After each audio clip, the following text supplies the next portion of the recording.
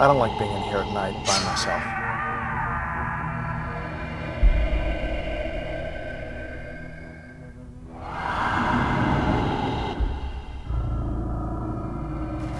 If there are ghosts anywhere, they would be here.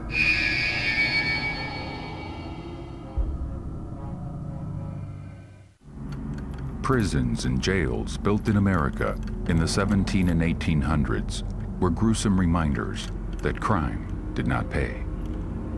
In a time when deplorable living conditions walked hand in hand with death and personal tragedy, these institutions of punishment were truly terrifying places that assuredly left deep psychic fissures in this world and the next.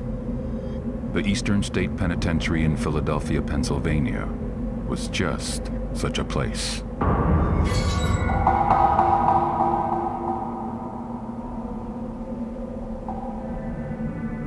Most prisons before Eastern State was constructed were large open holding cells, and they would put everybody in together. They'd put adults in with children, men in with women, and all types of criminals. So petty thieves would be locked in with murderers, all packed into these large open holding cells. They were incredibly violent, disease-ridden. Sometimes disease would wipe out the entire prison population.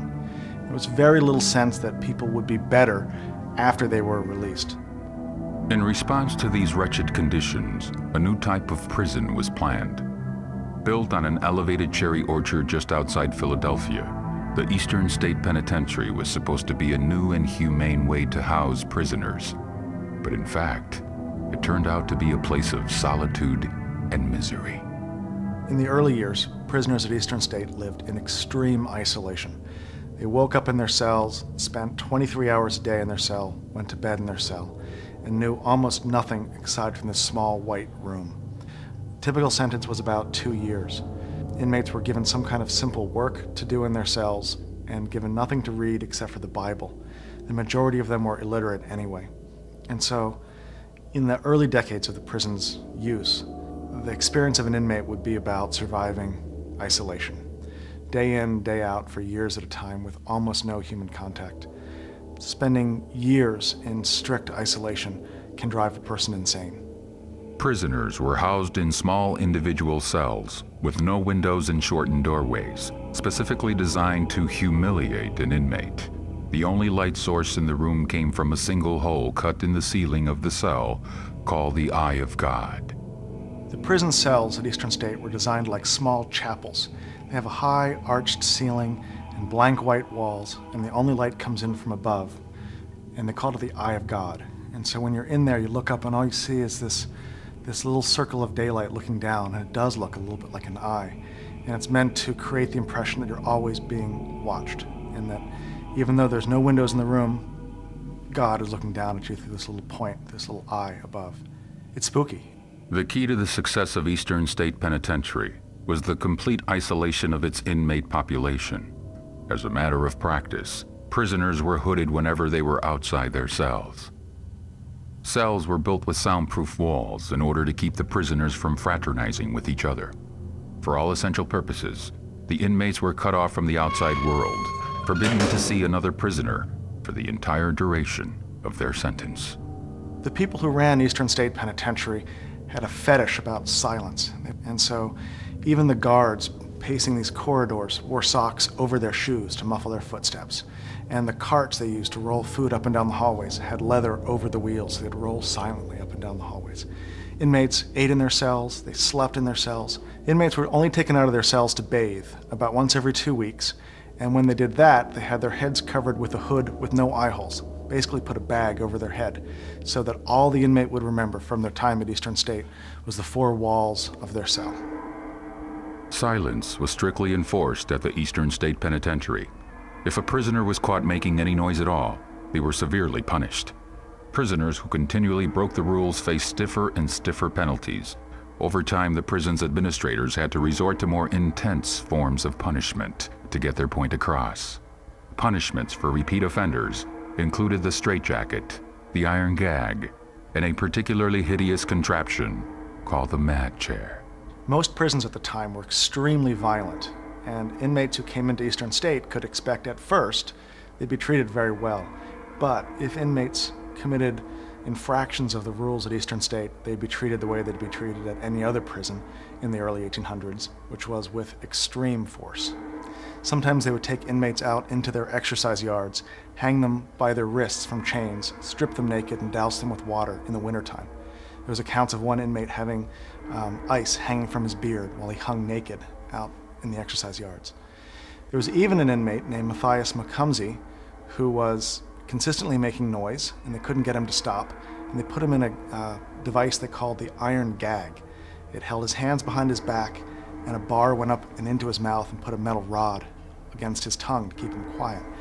And he struggled against it, and his tongue swelled, and he choked to death. There was an investigation. They looked into it and decided that he'd asked for it. He had it coming. This was typical for the way prisons were run at the time. Life was cheap in the early 1800s.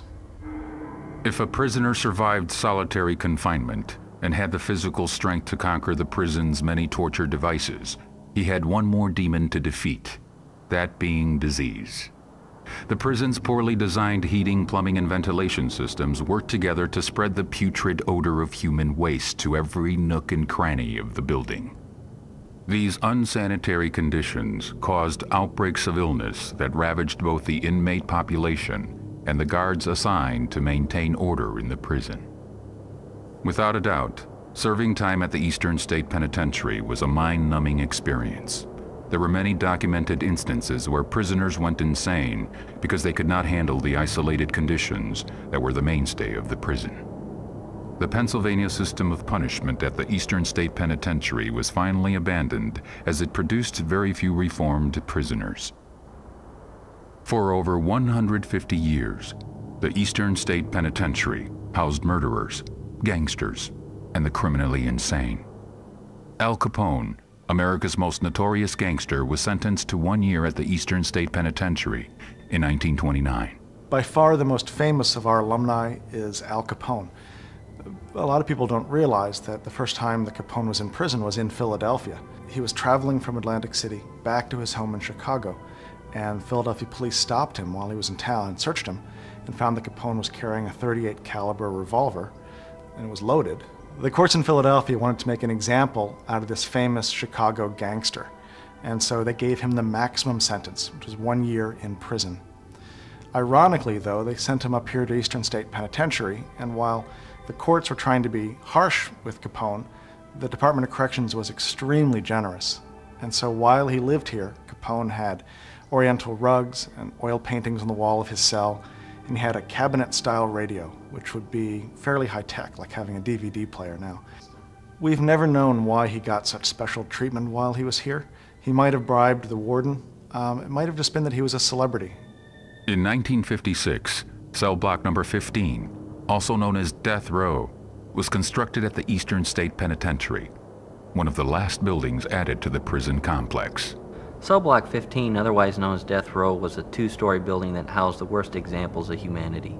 Cell Block 15 was the last cell block added into the Eastern State Penitentiary complex, and it's where they housed the most violent and disruptive inmates in the Pennsylvania system.